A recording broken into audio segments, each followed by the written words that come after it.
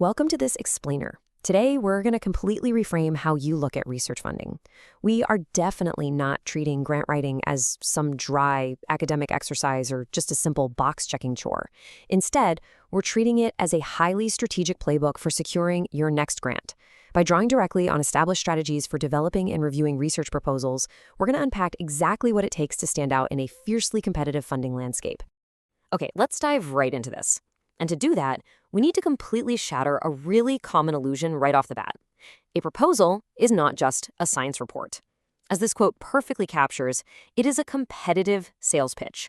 You are actively trying to sell your vision, your ideas, and your research capacity against a backdrop of dozens, maybe even hundreds of competing proposals. Your application needs to be as appealing as humanly possible without resorting to exaggeration, of course.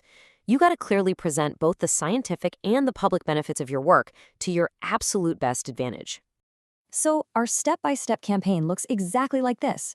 We'll start with the sales pitch mindset, move into decoding the funding rules, and then look at crafting the core proposal.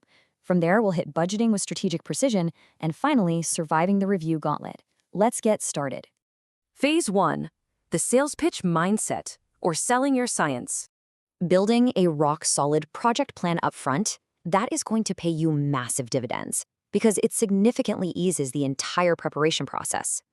When you have a clear concept of the exact resources you need and how they'll be employed, you actually sharpen the focus of your scientific description. Now, to build that convincing case, your proposal needs to explicitly address a few core questions. First up, what needs to be done? Reviewers need a crystal clear picture of your specific research goals. It sounds super simple, but you'd be amazed how often proposals bury the actual doing part of the project under an absolute mountain of background literature. You must clearly state what action you're actually taking. Next up, why is it important? Look, it's really easy to get lost in your own specific niche, right? But you've got to push beyond that. Think about the broader significance of your work. Since a lot of funding agencies place a huge emphasis on testing hypotheses as the primary role of research, you need to give serious thought to casting your material into a framework that clearly demonstrates its wider scientific and societal impact. And the final question here, how will you know you're right? A truly great pitch doesn't just promise the moon. It proves it has a concrete mechanism to assess success. Having a clear concept of your methodology, exactly how you'll tackle the issues, and the resources you need is what makes a pitch genuinely appealing.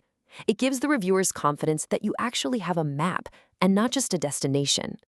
All right, moving on to phase 2, decoding the funding rules, which is really all about understanding the battlefield. Here is a pretty tough truth to swallow. Even the most groundbreaking, brilliant science is gonna fail if you don't understand the specific funding agency's rules. Every single agency, and honestly even different programs within the exact same agency, has unique presentation formats, eligibility criteria, and budget constraints. You have to navigate these crucial rules of engagement every single time. First, read those detailed scheme instructions carefully because things absolutely change from year to year. Second, choose the right scheme. There are often way more options for applied research, like collaborating with industry, than for basic research. Third, note your eligibility and specific expense limits, especially on tricky stuff like travel. And fourth, secure that institutional certification early. Keep in mind, your internal institutional deadline is almost always going to compress your effective timeline, forcing you to submit days or even weeks before the official agency deadline. Gotta love institutional bureaucracy, right? You also need to prepare for multi-stage processes. Funding for larger programs often kicks off with an initial, short expression of interest before a select few are actually invited to submit a full, detailed proposal. Because the time frame to whip up that full material can be incredibly tight, a brilliant strategy is to produce a first draft of the full material early on. That way, your short version is as crisp and strategic as possible. And just a quick pro tip here, definitely vary your wording between the two stages, just in case the exact same reviewer ends up assessing both components at the same time. That brings us to phase 3, crafting the core proposal, or the anatomy of a winning pitch. Your proposal is literally the only way your vision reaches the review process. And it all starts with the very first thing anyone sees, the title, which needs to be as clear and compelling as possible, because it sets the immediate tone.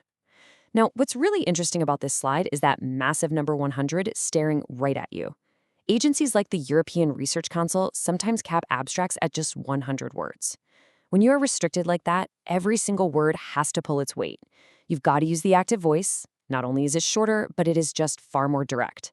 You need to express your major goals in a pithy, punchy way to convey the absolute importance of the work right out of the gate. As you're building out the main body of the proposal, you really need to draw a sharp contrast here. Do not confuse outcomes with outputs.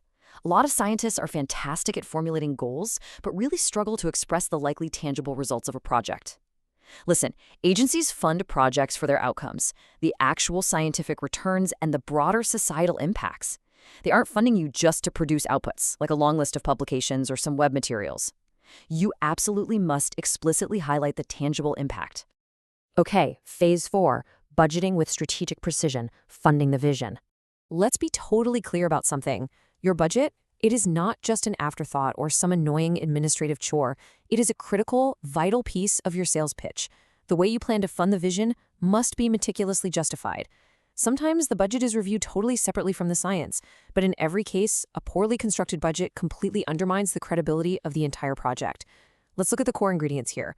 Personnel is usually your major cost, and that's linked to institutional rates. Travel is frequently tangled up in highly complex rules that need really careful assessment. Infrastructure treatment varies wildly. Some places allow only capital expenditure on equipment, while others might allow commissioning costs, but they rarely allow operational costs. And you absolutely must check if you can include allowances for salary increments. But the golden rule for all of this, never ever inflate your budget relative to the proposed work. Yes, some agencies routinely trim allocations, but if you inflate costs, reviewers will definitely notice. That results in negative comments and an instant downranking of your proposal.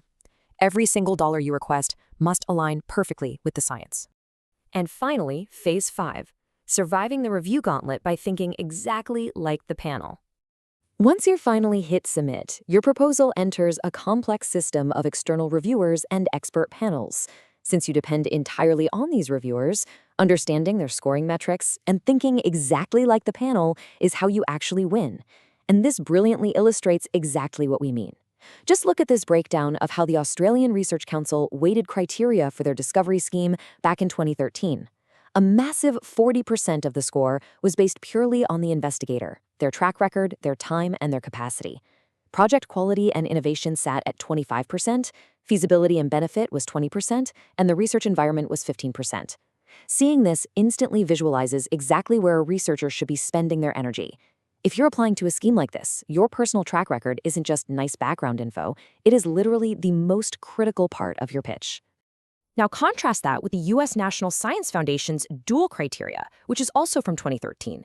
They evaluate all proposals against two main pillars: intellectual merit and broader impacts. Intellectual merit is all about advancing knowledge and transformative concepts, but broader impacts is equally vital. It's about how the activity actually benefits society and achieves specific desired societal outcomes. A winning strategy here has to perfectly balance technical merit with a crystal clear demonstration of broader public benefit, and it needs to be written so that a scientifically literate lay reader can actually understand it. Now, some funding agencies will throw you a lifeline, one final strategic defense mechanism: the rebuttal. If you are given the opportunity to respond to reviewers' comments, absolutely take it. This is your chance to politely clarify misunderstandings and blunt any sharp criticism. If a reviewer is objectively wrong about something, you must point this out politely and provide the correct explanation. It is also your golden opportunity to highlight the really positive aspects of the reviews for the final panel, reinforcing your pitch right before those final funding decisions are made. So as we wrap up this explainer, I really want to leave you with a direct challenge.